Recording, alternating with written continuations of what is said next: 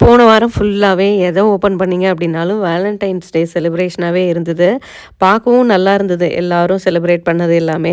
So இங்க எங்களுக்கு எப்படி போச்சு அப்படின்னு பார்த்தீங்கன்னா, இந்த மாதிரி எலந்த பழம் பறிக்கிறது, மார்க்கெட் போயிட்டு காய் வாங்கிட்டு வரது, வீட்டு வேலையெல்லாம் பார்க்கறது இப்படி தான் ஓடுனுச்சு அன்னைக்கு. இந்த மரம் வந்து இங்க நெறையா இருக்கும். அதே மாதிரி எல்லா மரத்துலயும் நெறைய பழமும் இருக்கும். ஆனா இங்க உள்ளவங்க இத சாப்பிடுற மாரியே தெரியல. மரத்துலேருந்து விழுகிற பழம் எல்லாம் கீழ காஞ்சு போய் தான் இருக்கும். சாப்பிடாத ஊர்ல எவ்வளோ மரம் இருக்கு பாருங்க. இந்த ரோடு ஃபுல்லாவே வந்துட்டு கொஞ்சம் கேப் விட்டு இந்த மரமாவே தான் இருக்கும். இந்த சைடு கிராஸ் பண்ணி போறப்பலாம் பார்த்தாலே தெரியும் காய் வந்துருச்சா இல்லையான்னு சொல்லிட்டு.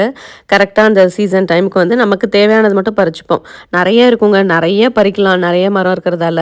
ஸோ நமக்கு வந்து சாப்பிட முடியாதுல்ல அந்த அளவுக்கு. அதனால கொஞ்சமா பறிச்சுட்டோம். அதுக்கப்புறம் வேலண்டைன்ஸ் டே நைட் வந்து என்ன பார்க்கறது கொஞ்சம் பாவமா இருந்திருக்கும் போல. அதனால ஒரு பொக்கே வாங்கிட்டு வந்து குடுத்தாங்க. இத அப்படியே வச்சு காய விடுறதுக்கு வந்து மனசில்ல. அதனால தண்ணியில போட்டு வச்சுட்டேன். நீங்கலாம் அன்னைக்கு டேவ வந்து எப்படி செலிப்ரேட் பண்ணீங்க அப்படிங்கிறத முடிஞ்சா ஷேர் பண்ணுங்க.